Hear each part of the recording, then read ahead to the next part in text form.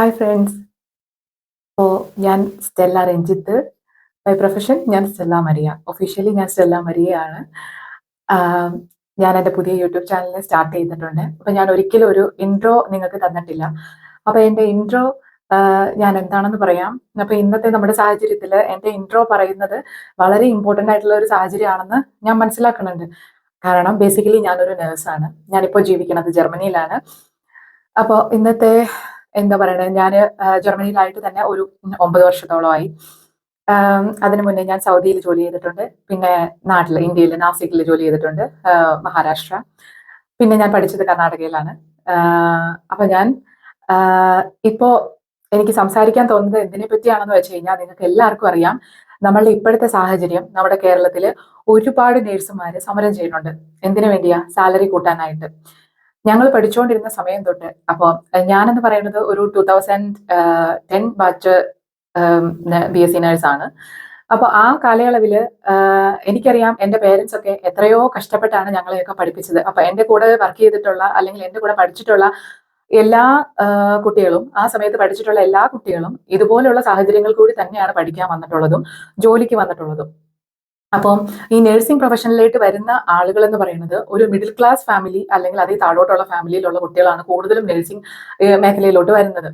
അപ്പോൾ നമ്മളുടെ കേരളത്തിലെ ഒരു പൊതുവായ രീതി എന്ന് പറയുന്നത്, നമ്മളെല്ലാവരും നമ്മളുടെ പേരൻസിന്റെ ഇഷ്ടങ്ങൾക്കാണ് കൂടുതൽ. ആ ഒരു 80s 90s കിഡ്സ് എന്ന് പറയുന്നവര് എപ്പോഴും പേരൻസിന്റെ ഇഷ്ടങ്ങൾക്ക് മുഖവില കൊടുത്തുകൊണ്ടാണ് നമ്മുടെ പഠനം പോലും മുന്നോട്ട് കൊണ്ടുപോയിരുന്നത്. ഒരിക്കലും നമുക്ക് ഏതൊരു പ്രൊഫഷനിൽ എത്തണമെന്നും നമ്മുടെ പഠനത്തിൽ മുന്നോട്ട് നമ്മുടെ കരിയർ എന്തായിരിക്കണമെന്നും ചിന്തിക്കാനുള്ള ബുദ്ധി ഇല്ലാഞ്ഞിട്ടാണോ എന്ന് എനിക്കറിയത്തില്ല. പക്ഷെ നമ്മൾ കൂടുതലും നമ്മുടെ പേരൻസിന്റെ സാഹചര്യങ്ങൾ കൊണ്ടും നമുക്ക് എത്രയും പെട്ടെന്ന് ഒരു ജോലി കിട്ടണം എന്നുള്ള ഒരു സാഹചര്യം കൊണ്ട് മാത്രമാണ് കൂടുതൽ പേരും നഴ്സിംഗ് പ്രൊഫഷൻ തിരഞ്ഞെടുത്തിട്ടുള്ളത്. ഇപ്പോൾ പേഴ്സണലായിട്ട് പറയുവാണെങ്കിൽ, എനിക്ക് നേഴ്സ് ആവാൻ എനിക്ക് ഇഷ്ടമുണ്ടായിരുന്നു. എൻ്റെ കുടുംബത്തിൽ നേഴ്സ് ഉണ്ടായിരുന്നു. അപ്പം നമുക്കും അറിയാം, നമ്മളുടെ അന്നത്തെ ആ ഒരു പ്രായത്തിൽ നമ്മൾ ചിന്തിക്കണം എങ്ങനെയാന്ന് വെച്ച് കഴിഞ്ഞാൽ, നേഴ്സ് ആയിട്ടുണ്ടെങ്കിൽ കുറച്ചു കാലം ജോലി ചെയ്ത് കഴിഞ്ഞാൽ നമുക്ക് എബ്രോഡ് പോകാൻ പറ്റും, നമുക്ക് കൂടുതൽ സാലറി കിട്ടും, നമുക്ക് മെച്ചപ്പെട്ട ഒരു ജീവിത നിലവാരം ഉണ്ടാവും. ഇതൊക്കെ നമ്മൾ സ്വപ്നം കണ്ടിട്ട് മാത്രമാണ് അന്നത്തെ സാഹചര്യത്തിൽ എല്ലാവരും ഈ ഒരു ഫീൽഡിലോട്ട് പോയിക്കൊണ്ടിരുന്നത്. അതായത് മാലാഖമാരാവാൻ വേണ്ടിയിട്ടല്ല, നമ്മളുടെ ജീവിത സാഹചര്യങ്ങൾ മെച്ചപ്പെടുത്താൻ വേണ്ടിയിട്ട് മാത്രമായിട്ടാണ് കൂടുതൽ പേരും ഈ ഒരു പ്രൊഫഷനിലോട്ട് വന്നിട്ടുള്ളത്. ഇപ്പൊ എനിക്കറിയാം, ഞാൻ അന്ന് പഠിച്ചിറങ്ങിയ സാഹചര്യത്തിൽ എനിക്ക് നാസിക്കിൽ ജോലി കിട്ടുമ്പോൾ എന്റെ വരുമാനം 5500 രൂപയായിരുന്നു, മാസ വരുമാനം. അപ്പോൾ അതേ സാഹചര്യത്തിൽ എൻ്റെ ഹസ്ബൻഡ് നാട്ടിൽ അതേ സമയം എഞ്ചിനീയറിംഗ് പാസ് ഔട്ട് ആയ വ്യക്തിയാണ്. പുള്ളിക്ക് ജോലിക്ക് അതായത് ജോലിക്ക് പുതിയതായിട്ട് കയറി കഴിഞ്ഞ് കഴിയുമ്പോൾ അവർക്ക് കിട്ടുന്ന സാലറി എന്ന് പറഞ്ഞു കഴിഞ്ഞാൽ 25,000 രൂപ. ഒരു നഴ്സിന് കിട്ടുന്ന സാലറി 5,500 രൂപ. എൻ്റെ ഒരു അറിവനുസരിച്ച് ഞാൻ മഹാരാഷ്ട്രയിൽ ജോലി ചെയ്തുകൊണ്ട് മാത്രമാണ് എനിക്ക് 5,500 രൂപയെങ്കിലും കിട്ടിയത്. ആ ബാച്ചിൽ എൻ്റെ ഒപ്പം കേരളത്തിൽ ജോലി ചെയ്തിട്ടുള്ള കുട്ടികൾക്ക് 1,500, 2,000, 2,500 അല്ലെങ്കിൽ ബോണ്ട്, ഇതൊക്കെ ആയിരുന്നു കിട്ടിക്കൊണ്ടിരുന്നത്. 2 വർഷത്തെ ബോണ്ട് ഇല്ലാണ്ട് അവർക്ക് പഠിച്ചിറങ്ങിയ കോളേജിൽ നിന്ന് പോലും കേരളത്തില് പുറത്തിറങ്ങാൻ പറ്റത്തില്ലായിരുന്നു. അതായത് ഇൻകം കിട്ടുന്ന ഒരു ജോലിക്ക് കയറാൻ പറ്റത്തില്ലായിരുന്നു ആ ബോണ്ട് സർട്ടിഫിക്കറ്റ് ഇല്ലാണ്ട്. അപ്പൊ നമുക്കറിയാം, ആ സാഹചര്യത്തിൽ ആ ഇൻകം സർട്ടിഫിക്കറ്റിന് വേണ്ടി മാത്രമായിട്ട് 2 വർഷം അല്ലെങ്കിൽ എനിക്ക് തോന്നുന്നു മിനിമം 6 മാസമെങ്കിലും ഒക്കെ അത് കഴിഞ്ഞ പിന്നെ കേട്ടോ, എന്റെ സമയത്തൊക്കെ എനിക്ക് തോന്നുന്നു 1 വർഷം 2 വർഷമൊക്കെ ബോണ്ട് ചെയ്യിപ്പിക്കാറുണ്ടായിരുന്നു. ഇനി ബോണ്ടിന് മുന്നേ ഉള്ള സാഹചര്യം ഞാൻ പറയുവാണെങ്കിൽ, ഞങ്ങളൊക്കെ പ്ലസ് ടു കഴിഞ്ഞിട്ട് നമ്മൾ ഒരു കരിയറിൽ ഫോക്കസ് ചെയ്യുക, അതായത് നഴ്സിംഗിന് പോണ സമയത്ത് നമ്മൾ കേരളത്തിലോട്ട് നോക്കുവാണെങ്കിൽ, അന്ന് എൻട്രൻസ് എക്സാം ഉണ്ടായിരുന്നു. എൻട്രൻസ് വഴി കിട്ടുന്നവർക്ക് ഗവൺമെന്റ് മെഡിക്കൽ കോളേജിൽ സീറ്റ് കിട്ടും. പക്ഷെ അല്ലാണ്ട് കേരളത്തിൽ പ്രൈവറ്റ് ആയിട്ട് പഠിക്കാനും മാനേജ്മെന്റ് കോട്ടയിൽ കിട്ടാനും ഒക്കെ 2 ലക്ഷം രൂപ, എന്റെ സമയത്ത് ഞാൻ ഓർക്കുന്നുണ്ട്, ഡൊണേഷൻ ഫീ 2 ലക്ഷം രൂപയൊക്കെ കൊടുത്തിട്ടായിരുന്നു കേരളത്തിൽ നഴ്സിംഗ് പഠിക്കാൻ പിള്ളേര് അഡ്മിഷൻ എടുത്തുകൊണ്ടിരുന്നത്. അപ്പൊ അതേസമയം നമ്മൾ കർണാടകയിൽ പോയി ജോയിൻ ചെയ്യുവാണെങ്കിൽ നമുക്ക് ഈ അഡ്മിഷൻ ഫീ ഇല്ല, അഡ്മിഷൻ ഉണ്ട്, അതായത് ഡൊണേഷൻ ഫീ ഇല്ല. അപ്പൊ നമുക്കൊക്കെ ഒരു കേരളത്തിന് പുറത്ത് പഠിച്ചിറങ്ങുവാണെങ്കിൽ 4 വർഷം കൊണ്ട്, ആ സമയത്ത് 2009-10 ആ ഒരു സമയത്തൊക്കെ ഒരു 3.5-4 ലക്ഷം രൂപ കൊണ്ട് നമുക്ക് 4 വർഷം കംപ്ലീറ്റ് ചെയ്തിറങ്ങാം. ആ സമയത്ത് കേരളത്തിൽ പഠിക്കുന്ന കുട്ടികൾക്ക് ഈ 4.5 ലക്ഷം പ്ലസ് 2 ലക്ഷം രൂപ ഡൊണേഷൻ, അപ്പൊ 6.5 ലക്ഷം രൂപ ആ സമയത്ത് തന്നെ പേ ചെയ്തിട്ടാണ് അവരൊക്കെ പഠിക്കുന്നത്. ആ 4 വർഷം ഈ പറഞ്ഞ മിഡിൽ ക്ലാസ് അല്ലെങ്കിൽ അതിൽ താഴെയുള്ള കൃഷിക്കാരായിട്ടുള്ള സാധാരണക്കാരായിട്ടുള്ള പേരൻസ് ഉള്ള കുട്ടികൾ എല്ലാവരും ഇതുപോലെ പഠിച്ചിറങ്ങി ആ പേരൻസ് നോക്കിയിരിക്കുക അവർക്കൊക്കെ ഒരു ഇൻകം കിട്ടാനായിട്ട്, അല്ലെങ്കിൽ അവര് ഒന്ന് ഇറങ്ങിയിട്ട് വേണം നമുക്കൊന്ന് നടു നിവർത്താൻ എന്ന് വിചാരിക്കുന്ന കാരണവന്മാർ ആ സമയത്തുണ്ട്, ഈ സാധാരണക്കാരായ ജനങ്ങൾ. അപ്പോൾ ആ കുട്ടികൾ പഠിച്ചു കയറി അവർക്ക് ഒരു വരുമാനം കിട്ടണം എന്ന് വിചാരിക്കുമ്പോൾ ഈ 4 വർഷം കഴിഞ്ഞാലും കേരളത്തിൽ അവർക്ക് പഠിച്ചിറങ്ങാൻ പറ്റണില്ല. അതേപോലെ ബോണ്ട് ബോണ്ട് ചെയ്തു കൊടുക്കണമെന്ന് നിർബന്ധമാണ്. അപ്പൊ ആ ബോണ്ട് സാഹചര്യം കൂടെ ആവുമ്പോൾ അവർക്ക് വരുമാനം ഇല്ല. അപ്പോഴും കാരണവന്മാർക്ക് കഷ്ടപ്പാട് തന്നെ. മനസ്സിലാവണുണ്ടല്ലോ നിങ്ങൾക്ക് ഞങ്ങളുടെ സാഹചര്യങ്ങൾ ആ സമയത്തുള്ള. അപ്പം നമുക്കൊക്കെ നമ്മൾ കർണാടകയിൽ പഠിക്കുന്നവർ അല്ലെ കേരളത്തിന്റെ പുറത്ത് പഠിച്ചവർക്ക് എവിടെയെങ്കിലും ഒക്കെ, അതായത് മഹാരാഷ്ട്രയിലോ ഡൽഹിയിലോ ബോംബെയിലോ എവിടെ വേണേലും പോയി ജോലി ചെയ്യാം. അപ്പോൾ ഈ പറഞ്ഞ പോലെ ഒരു 5500 അതിന് മുകളിലോട്ടൊക്കെ ശമ്പളം കിട്ടും. പക്ഷേ ഈ 5500 കിട്ടിയാലും അതിൽ 2500 മെസ് ഫീ, നമ്മുടെ ഹോസ്റ്റൽ ഫീ ഒക്കെ കൊടുക്കണം. പിന്നെ ഇപ്പൊ എന്റെ ഒരു സാഹചര്യത്തിലൊക്കെയാണ് എന്റെ ബ്രദറിന്റെ ഹോസ്റ്റൽ ഫീസ് ഞാൻ അടയ്ക്കും. മിച്ചം പോയാൽ എനിക്ക് ഒരു 500 രൂപയൊക്കെയാണ് എന്റെ ചെലവിന് കിട്ടണത്. നമുക്ക് മൊബൈലുണ്ട്, റീചാർജ് ചെയ്യണം, വീട്ടിലോട്ട് വിളിക്കണം. അന്നൊക്കെ ഇതുപോലെ സോഷ്യൽ മീഡിയ ഒന്നും ആക്റ്റീവ് ആയിട്ടുള്ള സാഹചര്യങ്ങളൊന്നും അല്ലെങ്കിലും നമുക്ക് അറ്റ്ലീസ്റ്റ് ഫോൺ ചാർജ് ചെയ്തിട്ട് വിളിക്കാനുള്ള പൈസ വേണമല്ലോ. അപ്പൊ അത്രയ്ക്കുള്ള പൈസയൊക്കെ സേവ് ചെയ്തിട്ടാണ് നമ്മൾ അവിടെ, അതായത് 2 വർഷത്തെ എക്സ്പീരിയൻസ് ഒക്കെ എടുത്തു കഴിഞ്ഞാൽ നമുക്ക് വിദേശത്തോട്ട് പോവാം. നമ്മൾ അത് കഴിഞ്ഞ് പരീക്ഷയൊക്കെ എഴുതി MOHന്റെ എക്സാം ഒക്കെ എഴുതി നമ്മൾ സൗദിക്ക് പോയി. ഞാനൊക്കെ സൗദിക്ക് പോയി. അപ്പൊ ഞാൻ പറഞ്ഞേ, ഒരിക്കൽ ആ ഒരു ചെറുപ്പത്തിൽ നമുക്ക് തോന്നും പുറത്തു പോയി ജീവിക്കണം, അങ്ങനത്തെ സാഹചര്യങ്ങൾ വേണം എന്നൊക്കെ വിചാരിക്കുമെങ്കിലും ഇവിടെ ജീവിക്കുമ്പോൾ ബേസിക്കലി ഞാൻ ഈ പറഞ്ഞ പോലെ നാട് വീട് റേഷൻ കട അങ്ങനത്തെ ഒരു ചിന്താഗതിയുള്ള ഒരാളാണ്. എനിക്ക് എന്റെ വീട്ടുകാരെ ഒരുപാട് മിസ് ചെയ്യുന്നുണ്ട്. എനിക്ക് എന്റെ കസിൻസിനെ, ബന്ധുക്കളെ, ഒരു പരിപാടി, ഈവൻ എന്റെ സഹോദരങ്ങളുടെ പോലും ഒരു ഫംഗ്ഷൻ എനിക്ക് കൂടാൻ പറ്റിയിട്ടില്ല. സാഹചര്യങ്ങൾ കൊണ്ടും ഇവിടെ ആയിരുന്നപ്പോൾ ഉണ്ടായിരുന്ന സാഹചര്യങ്ങൾ കൊണ്ടും കൊറോണ കൊണ്ടും അങ്ങനെ പല സാഹചര്യങ്ങൾ. അതായത് വിദേശത്തായിരിക്കുന്നവർക്ക് നിങ്ങൾക്കറിയാം എല്ലാ സാഹചര്യങ്ങളിലും നാട്ടിലോട്ട് ഓടി വരാൻ പറ്റത്തില്ല. പലവിധ ബുദ്ധിമുട്ടുകൾ ഇവിടെ ഉണ്ടാവും. നമുക്ക് നാട്ടിൽ പോകാനുള്ള ബുദ്ധിമുട്ടുകളൊക്കെ ഉണ്ടാവും. അപ്പോൾ ഒരുപാട് വേദനകൾ സഹിച്ചാണ് നമ്മൾ ഇവിടെ നിൽക്കുന്നത്. നിങ്ങൾ വിചാരിക്കും പുറത്തുള്ളവർക്ക് ഭയങ്കര സുഖമാണ് ഈ സോഷ്യൽ മീഡിയയിൽ കാണുന്ന റീൽസുകളും അല്ലെങ്കിൽ ഇവിടെയുള്ള എൻജോയ്മെന്റുകളും മാത്രമൊന്നുമല്ല. എല്ലാവരും ഞാൻ പറയണില്ല. ചില ആളുകൾക്ക് ഇവിടുത്തെ ലൈഫ് ഹാപ്പിയാണ്. കാരണം നമുക്ക് ഇൻകം ഉണ്ട്. നമ്മൾക്ക് ഒരുപാട് ബുദ്ധിമുട്ടുകൾ വരും. നമുക്ക് ബേസിക്കലി നമുക്ക് വേണ്ട ഒരു സാധനവും സാഹചര്യവും ഒക്കെ തന്നെയാണ് സാമ്പത്തിക സ്വാതന്ത്ര്യം എന്ന് പറയുന്നത്. ആ ഒരു സാഹചര്യം ഉണ്ടെങ്കിൽ തന്നെ നമ്മുടെ കുറേയൊക്കെ ബുദ്ധിമുട്ടുകൾ മാറി കിട്ടും. അപ്പൊ അത് ഇവിടെ നമുക്ക് കിട്ടുന്നുണ്ട്. അത് പോയിട്ട് നമ്മുടെ പേരൻസ്, ഇപ്പൊ തന്നെ നിങ്ങൾക്ക് ഈ കാലയളവിൽ അറിയാം, നാട്ടില് നമ്മളുടെ പേരൻസ് ഇതുപോലെയുള്ള ഒരു മധ്യവയസ്സ് കഴിഞ്ഞ് എത്രയോ പേരൻസ് ഒറ്റയ്ക്ക് താമസിക്കുന്നു. എന്തുകൊണ്ടാണ് പേരൻസ് ഒറ്റയ്ക്കായത്? നമ്മുടെ നാട്ടിൽ നമുക്ക് ജോലിയില്ല. നമുക്ക് ജോലി ഉണ്ടെങ്കിൽ തന്നെ ഇൻകം ഇല്ല. ഞങ്ങളൊക്കെ നാട്ടിൽ നിന്നിട്ടുണ്ടെങ്കിൽ ഞങ്ങളുടെയൊക്കെ പേരൻസിനെ എങ്ങനെ നോക്കാൻ പറ്റും? ഞങ്ങൾക്കൊക്കെ ഞങ്ങൾക്ക് ഞങ്ങളുടെ പേരൻസിനെ നോക്കാൻ പറ്റത്തില്ല. നമ്മുടെ വീടിന് വേണ്ടി തന്നെയാണ് നമ്മൾ അവിടെ നിന്ന് ഇട്ടെറിഞ്ഞ് ഇങ്ങോട്ട് പോകുന്നത്. അപ്പം നമ്മുടെ ഗവൺമെന്റിന് ചെയ്യാൻ പറ്റണം എന്താന്ന് വെച്ച് കഴിഞ്ഞാൽ, ഉള്ള നഴ്സുമാർക്ക്, അവിടെ നിന്ന് കഷ്ടപ്പെട്ട് പിടിച്ച് ജോലി ചെയ്യുന്ന നഴ്സുമാർക്ക് അവർക്ക് മുന്നോട്ട് പോകാനുള്ള ഒരു സാഹചര്യം ഉണ്ടാക്കി കൊടുക്കുക. നിങ്ങൾ ആലോചിച്ച് നോക്കുക, 10,000 രൂപ ശമ്പളം കിട്ടുന്ന നഴ്സിന് എങ്ങനെ ജീവിക്കാൻ പറ്റും ഇന്നത്തെ സാഹചര്യത്തിൽ? എനിക്ക് ചിന്തിക്കാൻ പറ്റണല്ലോ 10,000 രൂപ കൊണ്ട് എങ്ങനെ ജീവിക്കാൻ പറ്റുമെന്ന്. നമ്മൾ വായിച്ചു നോക്കുമ്പോൾ പറയാം, ഗവൺമെന്റിൽ ജോലി ചെയ്യുന്ന ആൾക്കാർക്ക് എല്ലാ അലവൻസുകളും കൂടി 60,000, 40,000, 60,000 രൂപ ശമ്പളം മേടിക്കുന്നുണ്ട് ഗവൺമെന്റ് നഴ്സുമാർ കേരളത്തിൽ. പക്ഷേ പ്രൈവറ്റിൽ ജോലി ചെയ്യുന്ന നഴ്സുമാർക്ക് ഈ സാധനം പോട്ടെ, ഒരു 25,000 രൂപ. 25,000 രൂപ എന്ന് പറയുന്നത് ഇന്നത്തെ കാലത്ത് ഒന്നും അല്ല. നിങ്ങൾ ആലോചിച്ച് നോക്ക്, ഒരു ദിവസം ഒരു 1,000 രൂപ ഇല്ലാതെ, ഒരു 800-1000 രൂപ ഇല്ലാതെ ഒരു ദിവസം ഒരു സാധാരണ ആൾക്കാർക്ക് എങ്ങനെ ജീവിക്കാൻ പറ്റും? ജീവിത ചെലവ് എന്തോരം കൂടിയിരിക്കുന്നത്. നഴ്സുമാരെ ആൾക്കാർ പുകഴ്ത്തി പുകഴ്ത്തി മാലാഖമാരാന്ന് പറയുന്നുണ്ട്. ഞാൻ ചിന്തിക്കുന്നത്, ആൾക്കാർ മാലാഖമാരാന്ന് പറയുന്നത് മാലാഖമാരെ പോലെ ഒറ്റയ്ക്ക് ജീവിക്കാം എന്നാണോ?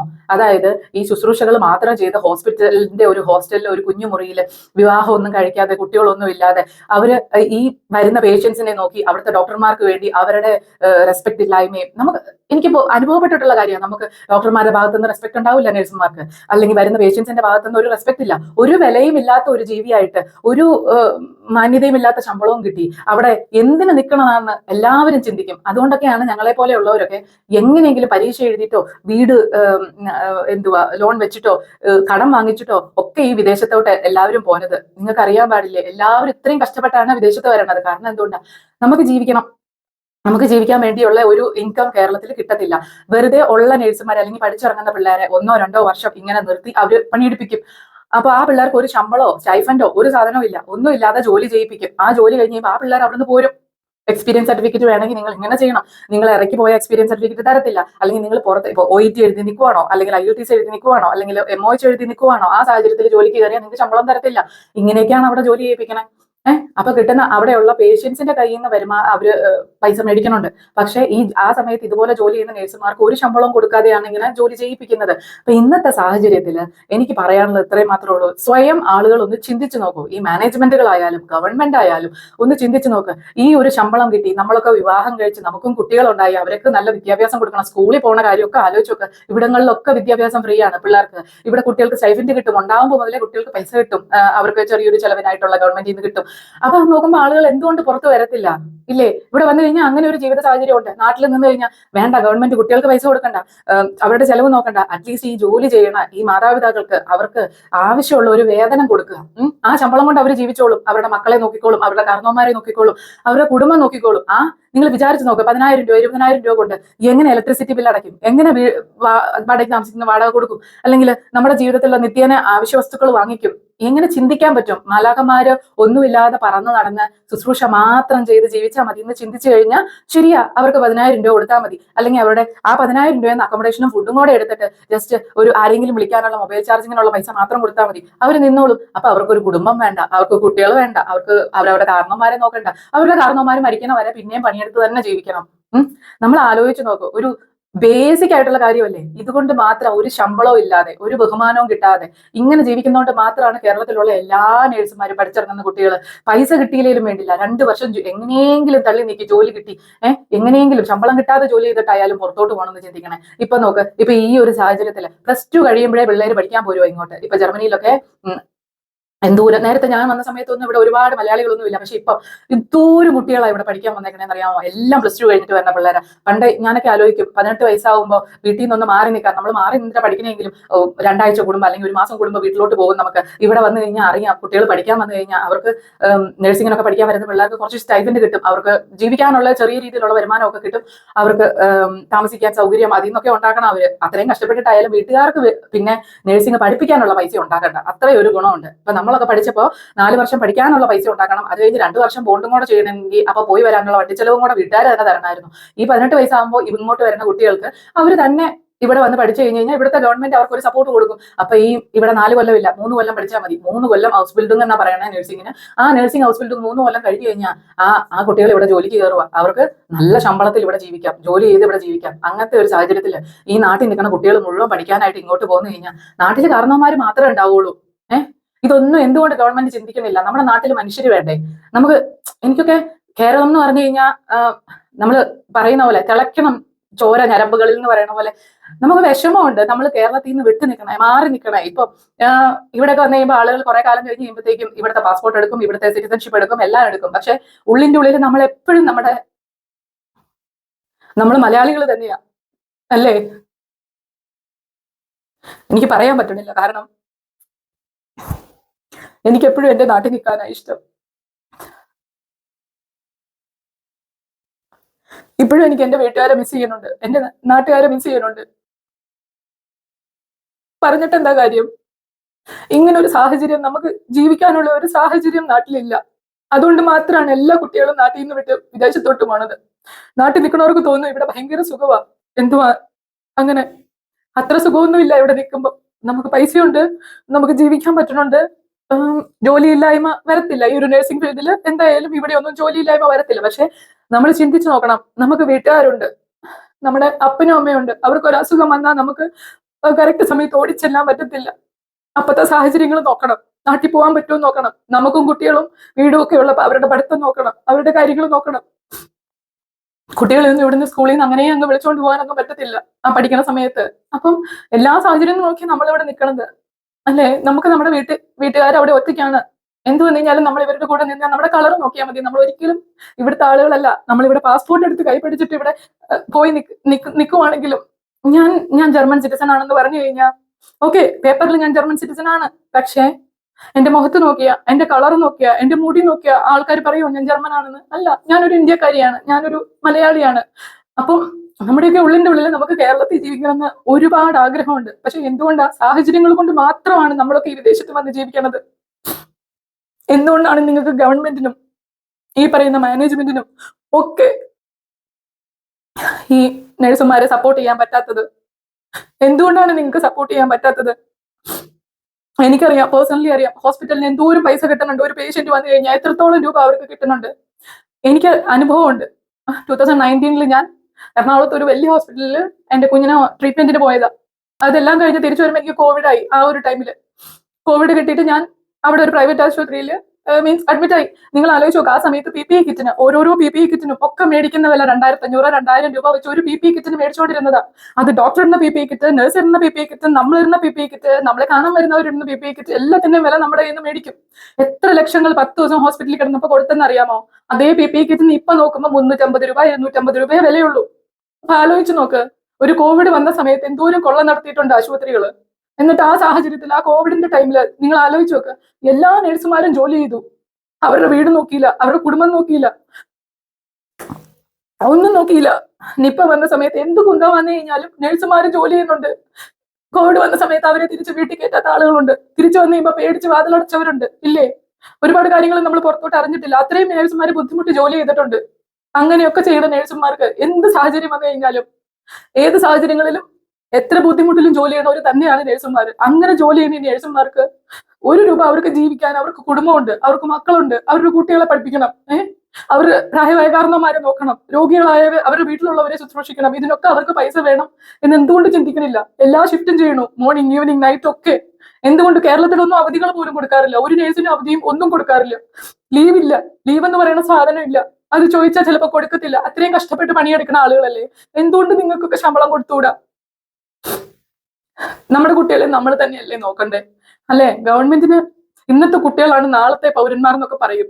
അല്ലെങ്കിൽ ഗവൺമെന്റ് തന്നെ ആലോചിച്ച് നോക്കൂ. നിങ്ങൾ വിചാരിച്ചാൽ ഈ കുട്ടികളെയൊക്കെ നാട്ടിൽ തന്നെ നിർത്താം, ഇല്ലേ? ഒരു അത്യാവശ്യ ശമ്പളം, ഒരു 40,000 50,000 രൂപ. 50,000 എന്നൊക്കെ പറയുന്നത് ഇന്ന് വല്ല ആണോ? കാരണം അല്ലാത്ത ജോലിക്കാർക്ക് വരെ കിട്ടുന്നുണ്ട് ശമ്പളമൊക്കെ. ഇത്രയും കഷ്ടപ്പെട്ട് പണിയെടുക്കുന്നവരല്ലേ, സ്വന്തം ആരോഗ്യം നോക്കാതെ പണിയെടുക്കുന്നവരല്ലേ. നിങ്ങൾ ചിന്തിച്ചിട്ടുണ്ടോ, നഴ്സുമാർക്കാണ് ഏറ്റവും കൂടുതൽ ആരോഗ്യ പ്രശ്നങ്ങൾ ഉണ്ടാവുന്നത് ഇതുപോലെ ജോലി ചെയ്തിട്ട്? അറിയോ? ജോയിന്റ് പെയിന്, എല്ലാ ബുദ്ധിമുട്ടുകളും അവർക്ക് ഉണ്ടാവുന്നുണ്ട്. രോഗികളെ അങ്ങോട്ടും ഇങ്ങോട്ടും തിരിക്കുന്നു, കയറ്റി കിടത്തുന്നു, മറിച്ച് കിടത്തുന്നു, എല്ലാം ചെയ്യുന്നു, ഫിസിയോതെറാപ്പി ചെയ്യുന്നു, എന്തെല്ലാം ചെയ്തിട്ട് ഈ ഇത്രയും ആരോഗ്യം പോകുന്ന, സ്വന്തം ആരോഗ്യം നശിക്കുന്ന ഇങ്ങനത്തെ ഒരു ജോലിയായിട്ടും കൂടി ഇത്രയും കഷ്ടപ്പെട്ട് പണിയെടുക്കുന്ന ആളുകൾക്ക് ഒരു ശമ്പളം കൊടുക്കാൻ എന്തുകൊണ്ട് ഗവൺമെന്റിന് തോന്നണില്ല? എന്തുകൊണ്ട് മാനേജ്മെന്റിന് തോന്നണില്ല? എന്തിനാ ഈ മാലാഖമാരാന്നും പറഞ്ഞ് അവരെ ഇങ്ങനെ പൊക്കി പിടിക്കണേ? നിങ്ങളുടെ മനസ്സിലുള്ള അർത്ഥം അവരിങ്ങനെ മാലാഖമാരെ പോലെ ത്യാഗം ചെയ്ത് ജീവിക്കണം എന്നാണോ? അവർക്ക് എല്ലാവർക്കും കുടുംബമുണ്ട്, വീടുണ്ട്, കഷ്ടപ്പാടുണ്ട്, എല്ലാവർക്കും ബുദ്ധിമുട്ടുണ്ട്, പഠിച്ചു വന്ന സാഹചര്യങ്ങളുണ്ട്, ലോൺ എടുത്തതുണ്ട്, ഇതെല്ലാം അടയ്ക്കുകയോ പഠിക്കുകയോ ഒക്കെ ചെയ്യണ്ടേ? കുറച്ചുനാൾ ജോലി ചെയ്തിട്ട് വിദേശത്ത് ഇപ്പോ ഒരു പ്രൈവറ്റ് ഹോസ്പിറ്റൽ എടുക്കുക, അവിടെ ഒരു കുട്ടി ഒരു കൊല്ലം അല്ലെങ്കിൽ 2 കൊല്ലം നിന്നിട്ട് വിദേശത്ത് പോവാന്ന് വെക്കുക, ഹോസ്പിറ്റലിൽ തന്നെ എന്ത് നഷ്ടമാ? അവരെല്ലാം പഠിച്ചു കഴിയുമ്പോൾ അവര് പോവും, പിന്നെ പുതിയ കുട്ടിയെ കൊണ്ടുവന്ന് പഠിപ്പിക്കണം. അപ്പൊ പെർമനന്റ് ആയിട്ട് ഒരു സ്റ്റാഫ് ഹോസ്പിറ്റലിൽ നിൽക്കണമെങ്കിൽ അവർക്ക് ആവശ്യമായ അലവൻസുകൾ, അവർക്ക് ആവശ്യമായ ശമ്പളം, അവരുടെ കാര്യങ്ങൾ ഒന്നും നോക്കി കഴിഞ്ഞു കഴിഞ്ഞാൽ എല്ലാവരും നിന്നില്ലേലും കുറെ പേരെങ്കിലും ഒക്കെ കേരളത്തിൽ നിൽക്കത്തില്ലേ? ഇല്ലേ? ഈ സാഹചര്യങ്ങളൊന്നും ഇല്ലാഞ്ഞിട്ടാണ് എല്ലാവരും വിദേശത്തോട്ട് പോണത്. കുറച്ചൊക്കെ കണ്ണു തുറന്ന് കാണാൻ പഠിക്കുക. എനിക്കിത് മാത്രമേ പറയാനുള്ളൂ. നിങ്ങളുടെയും കണ്ണു തുറക്കണം.